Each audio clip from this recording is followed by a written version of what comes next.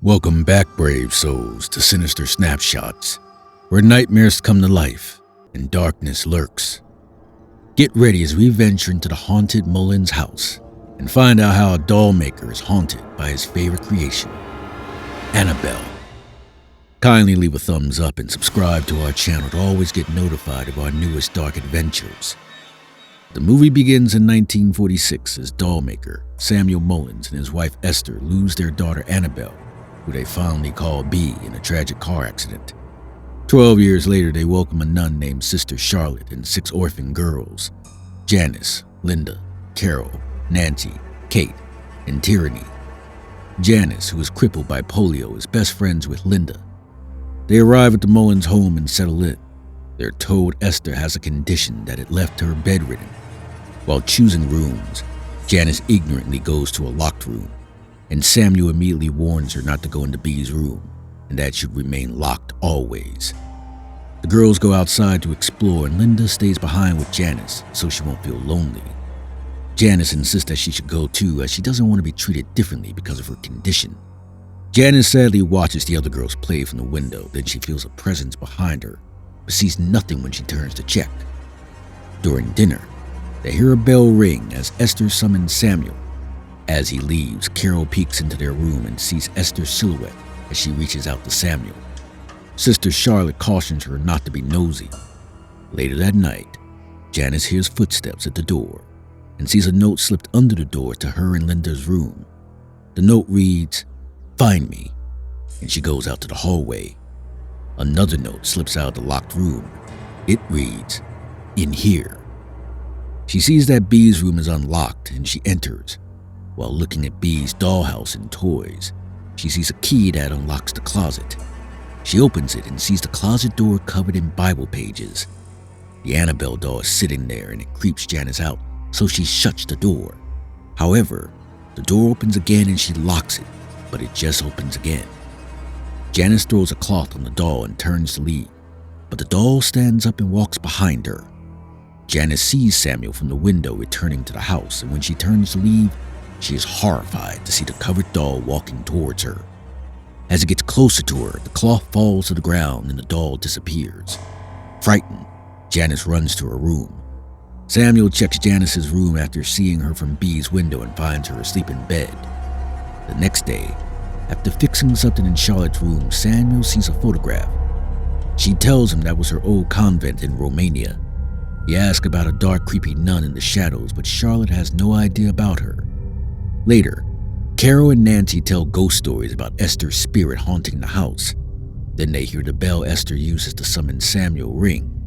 Their flashlights go off, and they hear footsteps, then eerie silence. Suddenly, a hand grabs Carol and they see the ghostly form of a woman. Samuel and Charlotte rush in but find nothing. Charlotte apologizes to Samuel for the disturbance. The next day when Samuel leaves, Sister Charlotte hears the bell ringing and goes to Esther. Janice peeks and learns about their daughter Bee. She sees photographs of Bee and finds one of Bee and the doll, and she takes the photograph. That night, a curious Janice notices that Bee's eyes are glowing in the photograph and then goes to Bee's room, but this time she is caught by Linda. Linda leaves so she doesn't get in trouble, and Janice sees a little girl in the room. The girl turns out to be Bee's ghost, and when Janice asks her what she wants, she turns around with a demonic look and says, "Your soul." Janice screams and tries to run away but is pulled back by the ghost. As Janice tries to escape, she is pulled into the air and thrown hard on the floor. She is hospitalized and returns home after a while. She tries to tell Sister Charlotte what she saw, but Charlotte tells her that the devil preys on the weak, and Janice is a strong girl.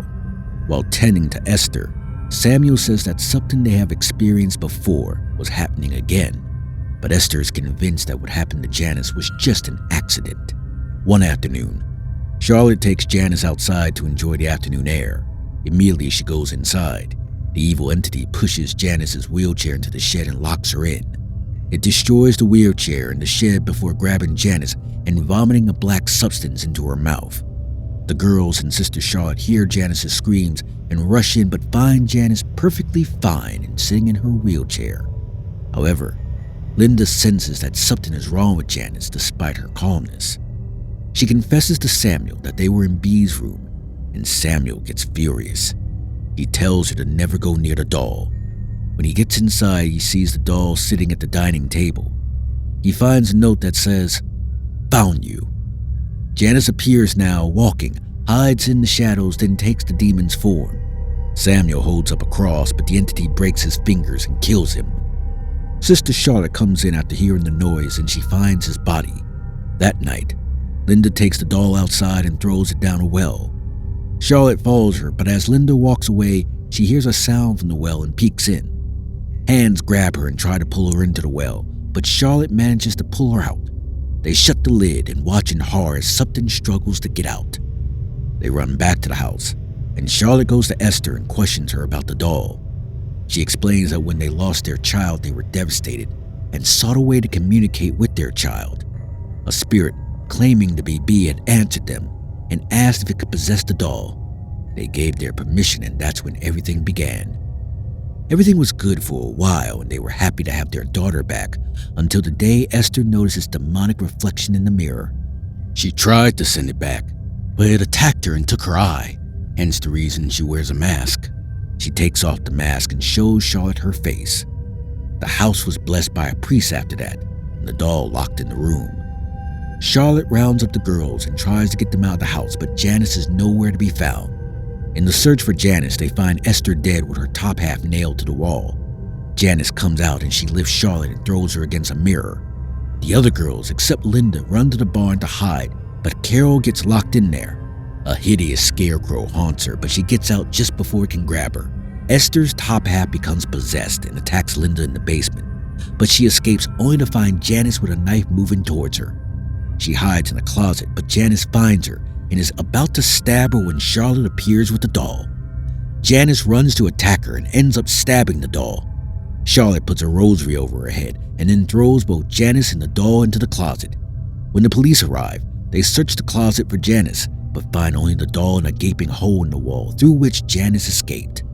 The police leave with the doll after it has been blessed along with the house. Charlotte and the girls leave the house. The scene shifts to an orphanage where Pete and Sharon Higgins meet Janice. She says her name is Annabelle and the couple adopts her and gives her a Raggedy Ann doll. 12 years later, Pete and Sharon, who are asleep, are awoken by a noise. Pete goes to check it out, but his throat is slit by Annabelle while her boyfriend attacks and kills Sharon. Their next door neighbors, Mia and John, hear the noise, and John goes to investigate. Don't forget to subscribe and click the notification button so you don't get left behind when we embark on our next frightful tale.